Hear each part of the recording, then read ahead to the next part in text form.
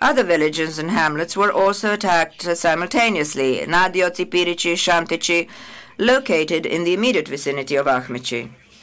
The same scene recurred in the municipality of Busovaca. The HVO artillery shelled the villages of Jelinak, Merdani, and Putiš. On 17 April 1993, the HVO soldiers and the Jokers entered the village of Lonchari and searched the Muslim houses for men of combat age and for arms. All the houses and stables belonging to the Muslims were set on fire. All the houses in the villages of Jelinak and Putiš were also set on fire. Entire villages, the women, the children, and the elderly were assembled and then chased out. Some civilians were beaten. On 19 April, it was the turn of Ochechnici to be attacked. Civilians were killed, amongst them women. All the Muslim dwellings were set aflame. The same tactic was always used in the municipality of Kiseljak. Initially to the north of the town of Kiseljak, from 18 to 21 April 1993, when the villages of Behrici, Gomionica, Gromiljak, Hercezi, Poljevišnica, Rotilj, and Svinjarevo were attacked. The village of Gomionica would be subjected to fresh assaults in June. The houses were set alight, the mosques of Behrici and Gomionica destroyed, and the one in Gromiljak damaged in a fire. The mosque in Višnica was plundered. Many Muslim houses were burned to the ground and their inhabitants chased out or assembled to be later detained. On this matter, it must be said that though some were taken away to the Kiseljak barracks where mistreatment abounded, an even larger number, including women and children, were led off to the village of Rotilje. It was impossible to leave the village, inasmuch as the Croatian troops controlled the access roads and snipers waited to end any attempt to flee. The living conditions were difficult, given that the Muslims lacked food and water and had to pack into those Muslim houses which remained intact. The male detainees were obliged to dig trenches, mostly on the front lines, where they were subjected to physical violence. In June 1993, it is the south of the municipality which saw the same crimes reproduced in Grahovci, Hanploče, and Tulice. Here again, civilians were killed, houses plundered and or set alight, and men taken prisoner, beaten, and forced to dig trenches. Returning to the municipality of Vitez, note must also be made of the attacks on Vitez, and in particular on Stari Vitez, the Muslim neighborhood of the town, in April 1993. Stari Vitez in July, Donja Večeriska and Gačice in April, and Grbavica in September 1993. The trial chamber will make three particular points in respect of these attacks. The first is the recourse to terror. Thus, on the 18th of April, a lorry packed with hundreds of kilos of explosives blew up on the outskirts of Stari Vitez near a mosque. According to the defense, this action was decided upon and conducted by the Vitezovi under the command of Darko Kraljević. The second point, which the trial chamber explains in more detail in its judgment, is that some attacks could meet military necessity. For example, an explosives factory was located between the villages of Donja Večeriska and Gačice. Nevertheless, even in that context, Muslim civilians were killed and driven out, and Muslim dwellings destroyed without any justification. Similarly, the observers agreed that the attack on Grbavica, which, moreover, the accused admitted having organized, was very well conducted. However, the subsequent destruction again did not correspond to any military necessity. The third point is that, as one member of the ECMM noted, the principal Muslim political officials and intellectuals of the town were arrested and detained during the attack on Vitez. Lastly, the trial chamber must make mention of the shelling of the town of Zenica on the 19th of April 1993, when, around midnight, several shells fell far away from any zone of military interest whatsoever, causing notably the death of many civilians. Taking into account the circumstances, the probability that this crime is ascribable to the HVO seems great. The trial chamber considers, however, that the elements in its possession do not allow the accused to be found responsible for this criminal attack. We will now turn to the responsibility of the accused. For all the facts that I've just mentioned, other than the shelling of Zenica, how must the responsibility of the accused be assessed? As a preliminary observation, the trial chamber wishes to make two observations. The first is that the accused is not himself charged with having committed the physical act constituting the basis of any of the crimes in the indictment. In other words, General Blaškić is not charged with killing a Muslim or Muslims by his own hand. The second observation is that in its reflections upon the crimes imputed to the accused, the trial chamber has taken note of the circumstances at the time, and in particular the possibility that crimes were committed by Muslim forces. In this respect, the trial chamber deems that it was the chamber itself which wished to hear the commanders of the 7th Muslim Brigade, which was often associated with some of these crimes. It is not a question here of imputing them or not to such or such Muslim unit. Notwithstanding this, the trial chamber considers that it has received evidence of atrocities committed against Croatian civilians and that the perpetrators of those crimes must be prosecuted. However, and this is fundamental, the trial chamber condemns the argument which would have one crime excused by another. The truly essential question which arises is whether General Blaškić ordered crimes to be committed or otherwise failed in his duties as a commander, and whether the crimes were committed as part of a widespread and systematic attack against the Muslim civilian population. L'accusé. The accused ordered that attacks be launched, which resulted in crimes being committed for which he is responsible, or in any case aided and facilitated their commission, and moreover did not take the reasonable measures which would have allowed the crimes to be prevented from being committed or the perpetrators thereof to be punished. Going only by the documents available to it, the trial chamber must state in this respect that the accused developed a remarkable range and number of activities. In addition to the strictly military activities, General Blaškić took measures relating both to the protection of civilians and the channeling of humanitarian aid, as well as relocating Croats and Muslims. This must be said. Nonetheless, this apparent intense activity poorly conceals the true nature of the orders which he gave to the troops under his authority and the failures of his authority as regards the conduct of his own troops.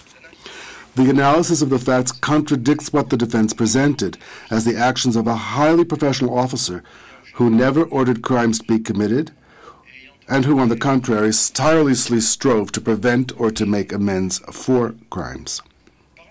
Let us first speak about the authority of the accused.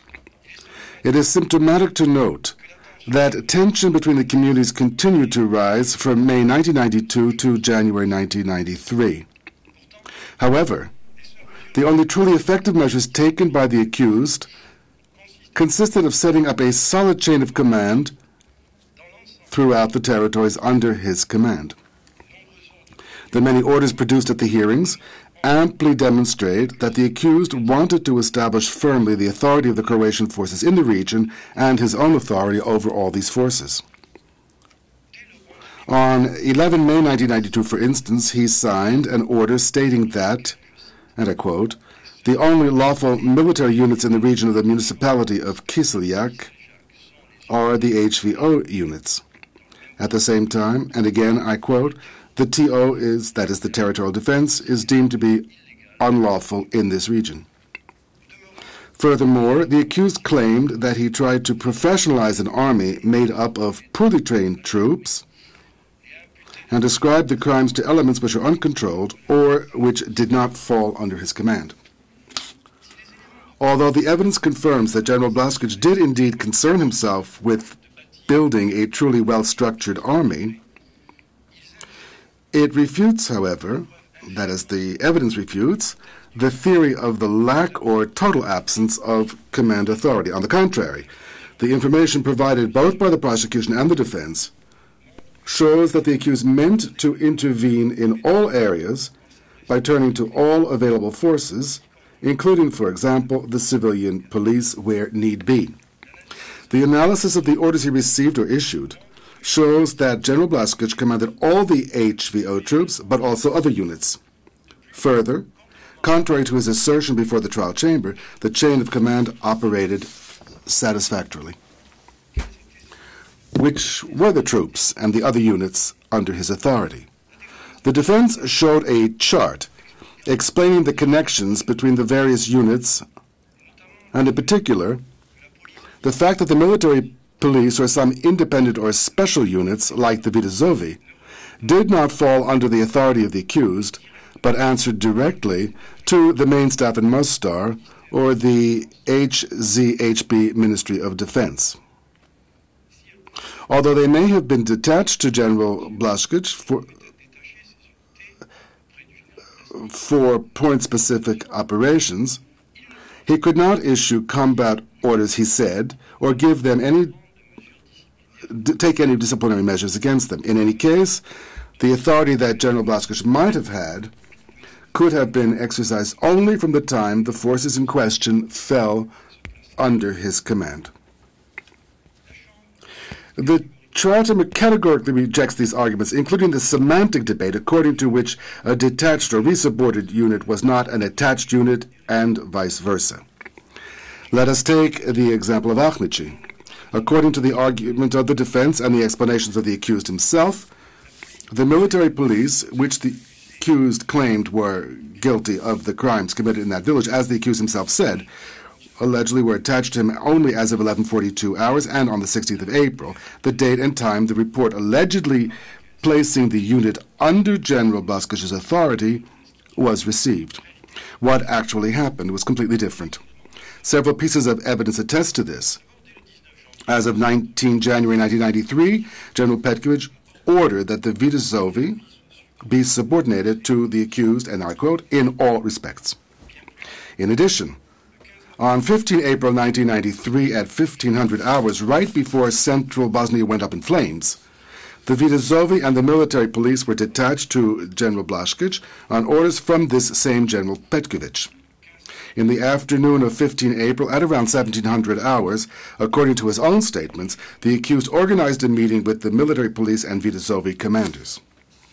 By 10 o'clock in the morning on the 15th of April, General Blaškić had sent a combat preparation order to the military police and the Vidazovi and the HVO brigades in the Operative Zone.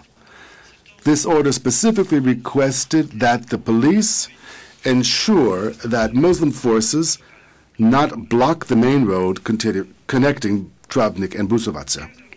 At 15:45 hours on 15 April, the accused sent to the Vitas HVO brigade, the Viteshka brigade, under the command of Major Chirkas, and to the 4th Military Police Battalion, an order to, inter alia, move to the highest level of combat preparation, and to organize at all levels an uninterrupted command system, and to be prepared, I quote, to engage in defensive action.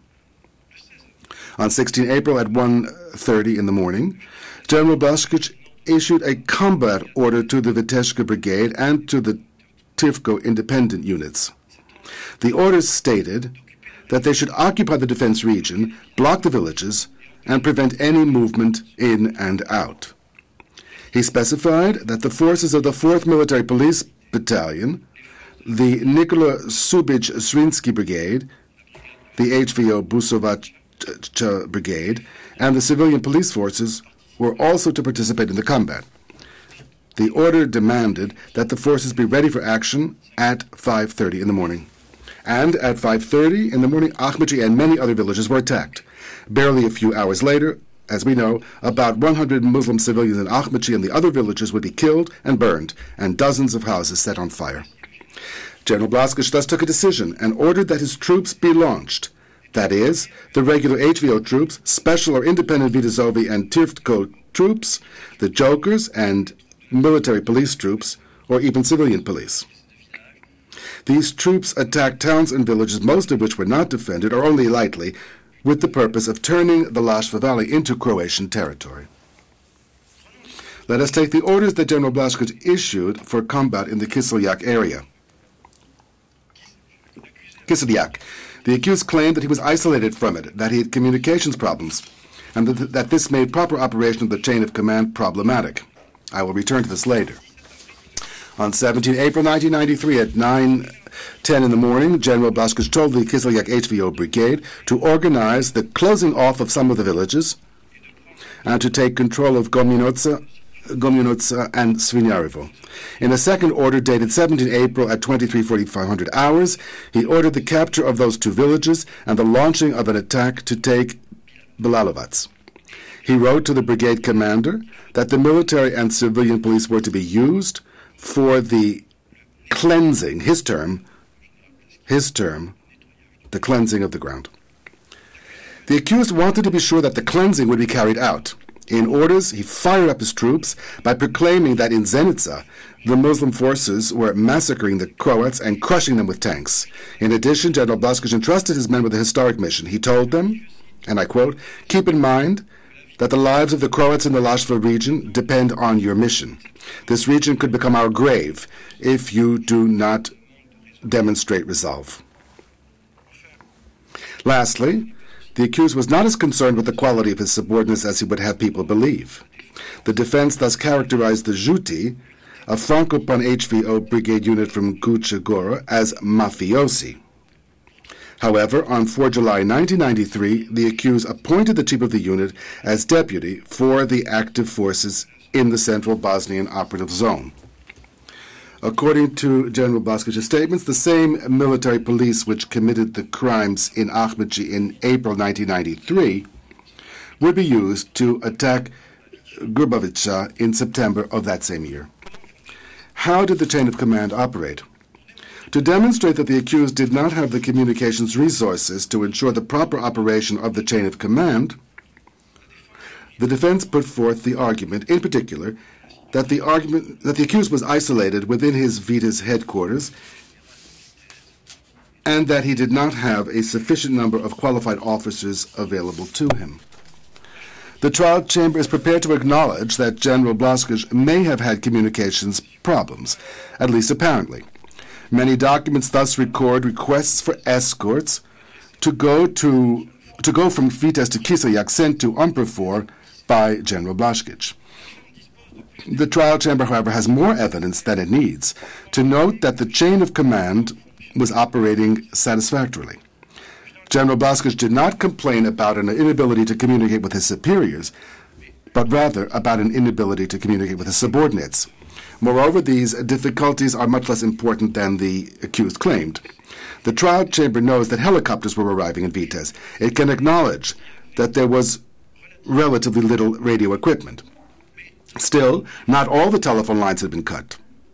In the middle of the conflict, General Blaškić was able to telephone the commander of the opposing forces directly, for example.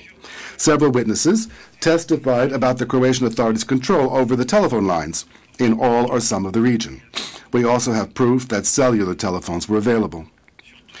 An analysis of the written documents is especially telling. It is interesting to note discrepancies between the same documents, depending on whether they were produced by the defense or produced by the prosecution. But that does not touch on the heart of the issue, which lies in the unbelievable number of orders and reports issued or received by General Blaškić. We need merely consult the reference numbers provided to the trial chamber, and all of that operated very smoothly. I will return to the events in Kislyak later. For example, General Blaškić said that communications were not operating properly. Nonetheless, on 17 April at 9:10 in the morning, the accused asked the Ban Jelicic brigade in Kislyak to make preparations and to send in a report to him by 23:30 hours. On 17 April, he received the report. On 17 April at 23:45 hours, General Blaškić issued the order to attack on 18 April at 5:30 in the morning. On 18 April at 5:30 in the morning, the attack effectively began. The chronology of the events thus confirms that the attacks were organized. This is clear from the chronology itself and from the fact that, as the accused himself acknowledged, he took no measures upon learning that crimes had been committed. Let us consider the period April-August 1993. On 15 April, General Blaškić was in Vitas and issued the orders to which we have referred.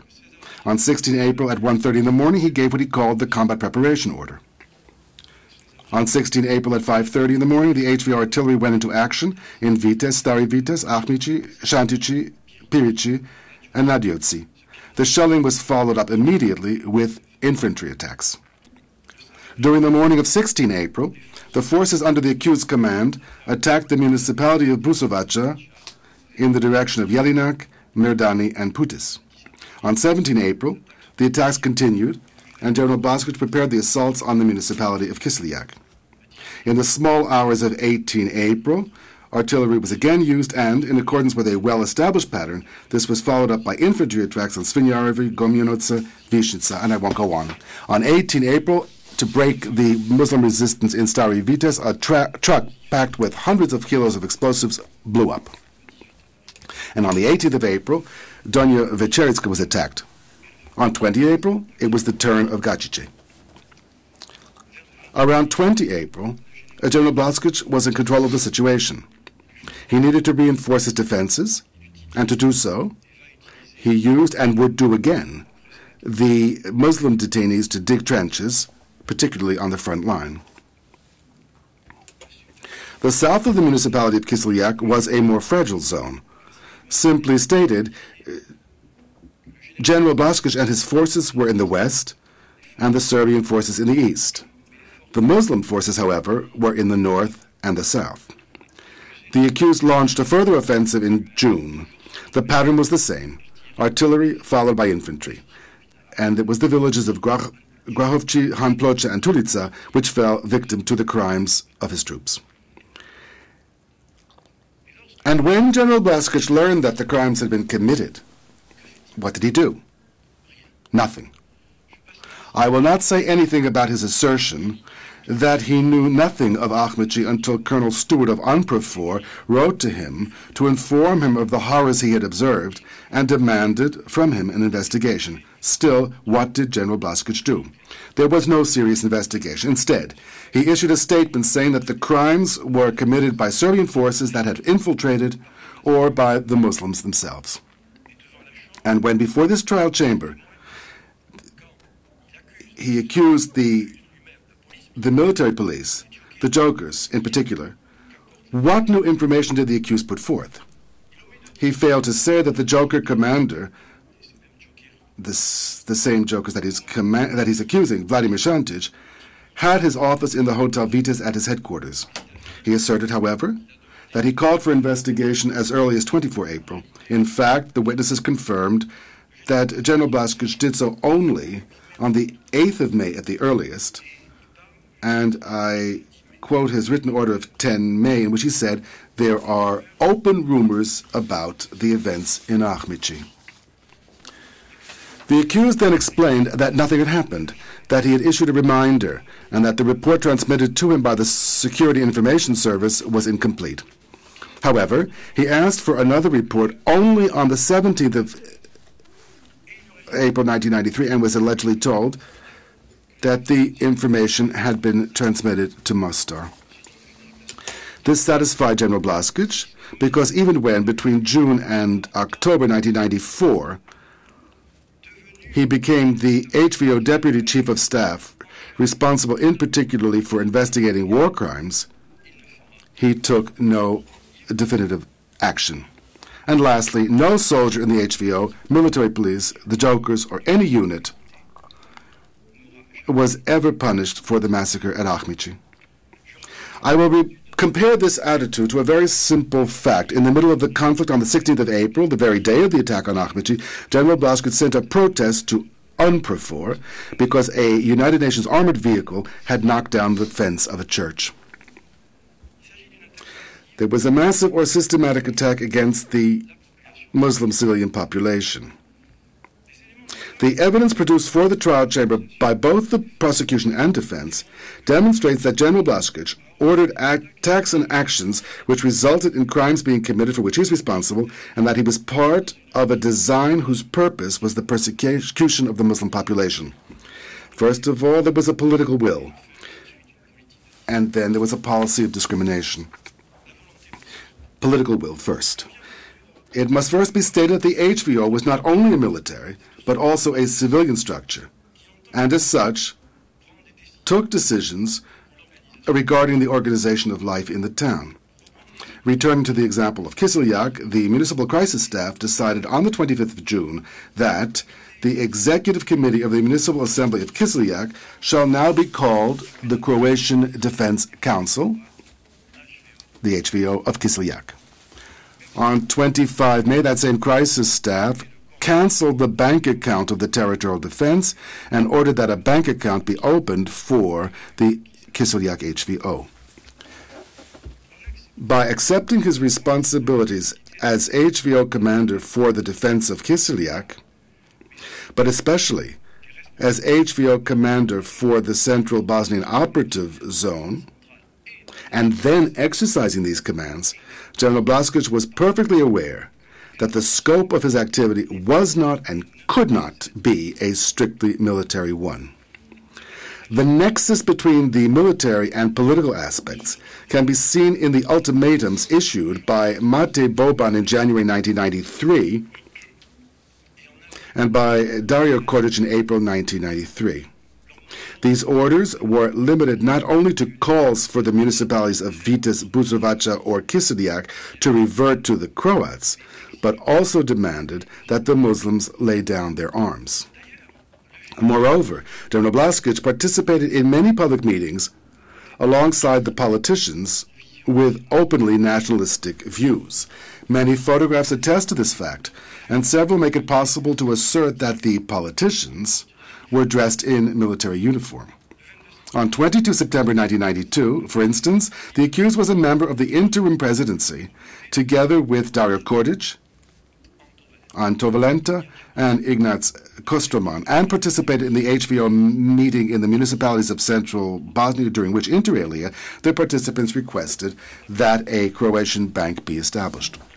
In fact, General Blaškić was in permanent contact with the politicians. Anto Valenta had his office at the Hotel Vitez, which, as already stated, served as the accused headquarters.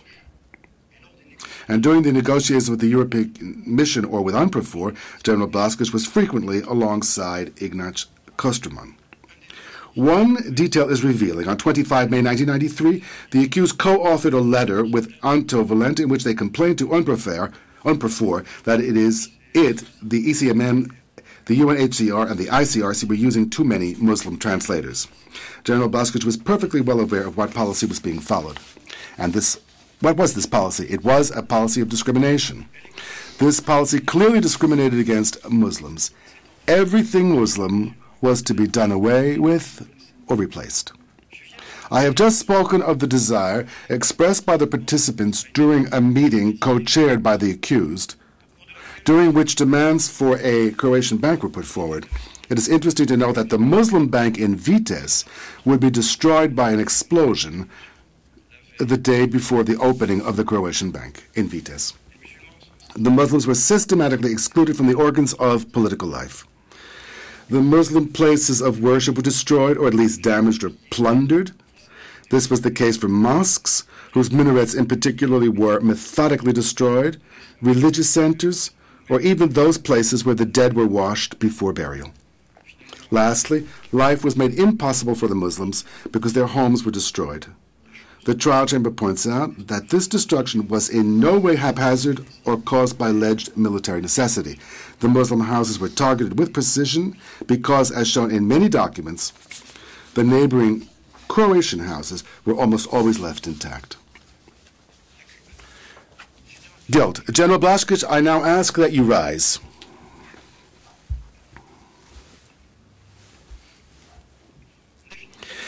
General Blaškić, you have been found guilty of all the crimes ascribed to you except for the shelling of Zenica. You are guilty, General Blaškić, of between 1 May 1992 and 31 January 1994 of having ordered in the municipalities of Vitez, Buzovac, and Kislyak, and particularly the towns and villages of Ahmići, Nadjoci, Pirići, Sančići, Očehnići, Vitez, Stari Vitez, Donja Večeriska, Gačice, Lončari, Grubavzica, Berići, Svinjarevo, Komjonica, Kromiljak, Podjevišnica, Višnica, Rotirje, Tunica, and Hanploča, Krovci, a crime against humanity, for persecution of the Muslim civilians in Bosnia.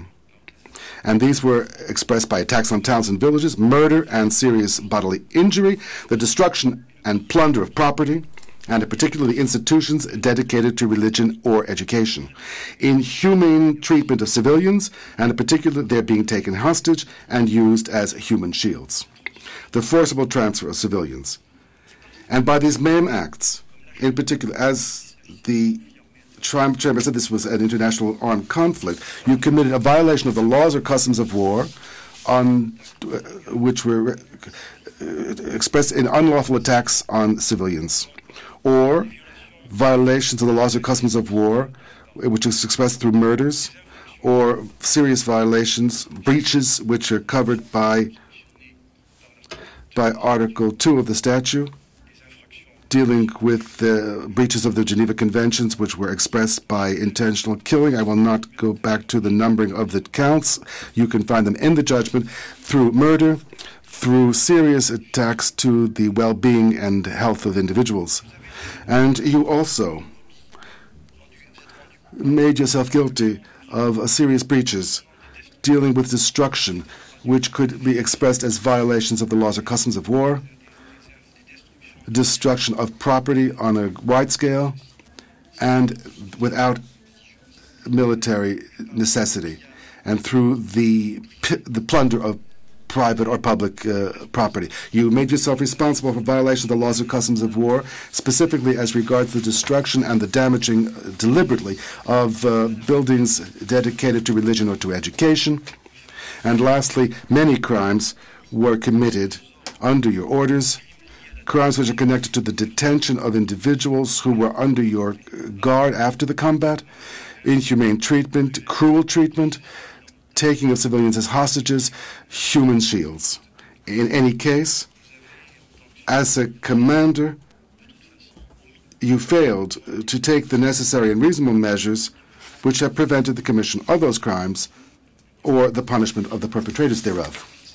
In order to set your sentence, General Blaškić, as the trial chamber explains in its judgment, it took into account the sentence, in determining the sentence, all the circumstances which we may consider aggravating or mitigating. You were very young at the time of the events, and you were responsible for the Central Bosnian Operative Zone.